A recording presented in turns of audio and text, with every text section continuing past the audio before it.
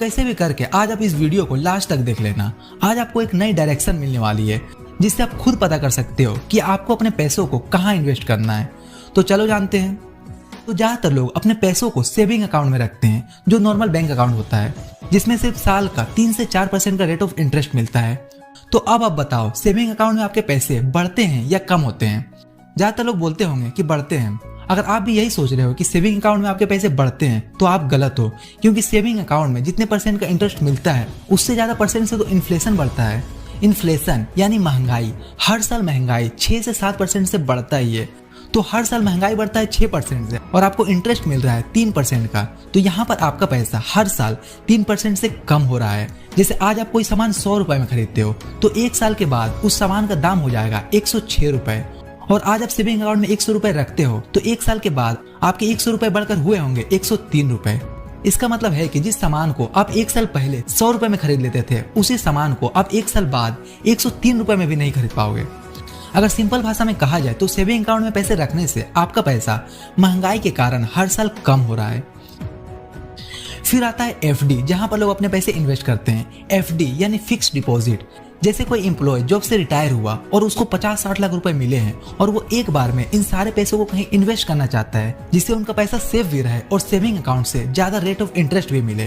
तो ऐसे लोग अपने पैसों की एफडी करा लेते हैं। कोई भी इंसान जिसके पास ज्यादा पैसे हो और वो एक बार में इन्वेस्ट करना चाहता है जिससे उनका पैसा सेफ भी रहे और सेविंग अकाउंट से ज्यादा रिटर्न मिले, तो वो एफडी का यूज करते हैं।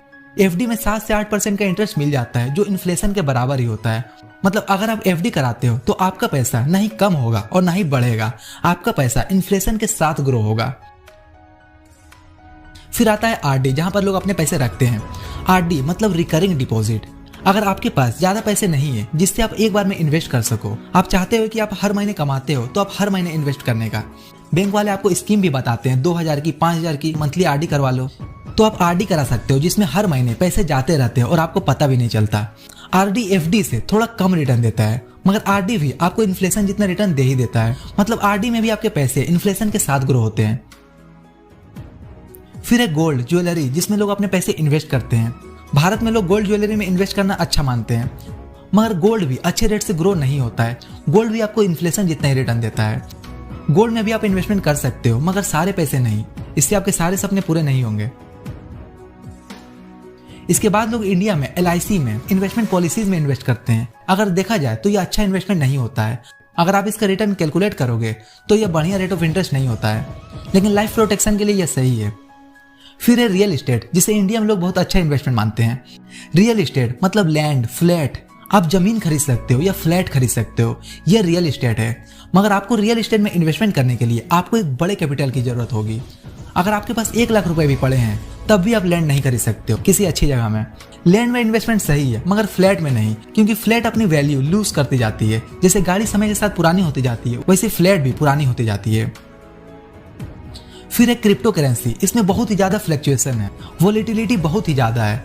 अगर आप सेफ इन्वेस्टमेंट करना चाहते हो तो ये आपके लिए नहीं है, लेकिन अगर आपके पास एक्स्ट्रा पैसे पड़े हो जिसे आप गवा भी देते हो तो आपको कोई फर्क नहीं पड़ेगा, तो आप बेशक क्रिप्टो करेंसी में इन्वेस्ट कर सकते हो। इसमें रिस्क ज्यादा है मगर रिटर्न भी ज्यादा है। फिर आता है स्टॉक मार्केट। स्टॉक मार्केट जिसमें आप कंपनियों के हिस्सेदारी खरीदते हो, जिसे शेयर बोलते हैं या स्टॉक बोलते हैं। स्टॉक मार्केट में आप अपने हिसाब से जिस कंपनी में चाहो उस कंपनी में इन्वेस्टमेंट कर सकते हो। इसमें आप खुद से रिसर्च करके अच्छी कंपनियों में इन्वेस्टमेंट करते हो। और अगर आपको स्टॉक मार्केट के बारे में पूरा क्लियर जानकारी चाहिए तो आप ऊपर आई बटन पर क्लिक करके यह प्लेलिस्ट जरूर चेक करना। इसमें बहुत ही आसान भाषा में समझाया गया है, तो इस वीडियो को देखने के बाद उस प्लेलिस्ट को जरूर चेक करना। इसके बाद अब आता है म्यूचुअल फंड, जिसके बारे में मैंने वीडियो के शुरू में बात की थी। तो म्यूचुअल फंड के बारे में जानने से पहले थोड़ा स्टॉक मार्केट के बारे में बात करते हैं।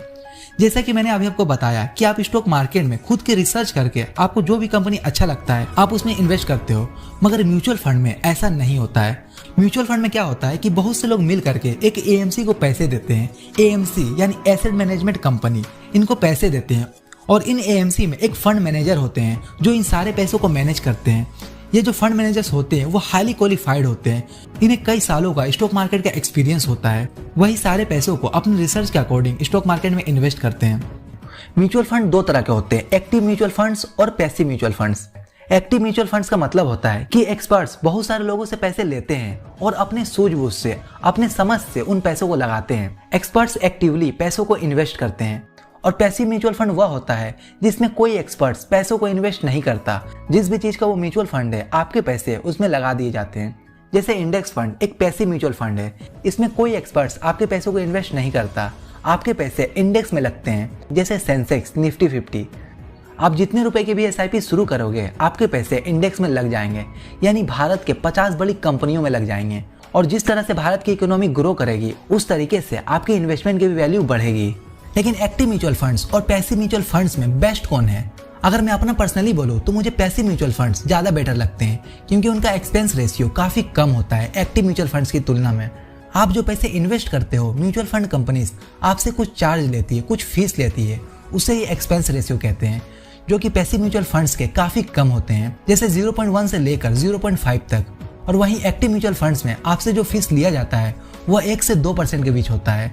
1 से 2% अभी आपको छोटा लगेगा, लेकिन लॉन्ग टर्म में 1-2% काफ़ी ज़्यादा अमाउंट बन जाते हैं। और अगर आपको जानना है कि इंडेक्स फंड में SIP कैसे शुरू करते हैं, तो राइट वाले वीडियो पर क्लिक करो। और अगर आपको स्टॉक मार्केट के बेसिक जानना है तो लेफ्ट वाले वीडियो पर क्लिक करो।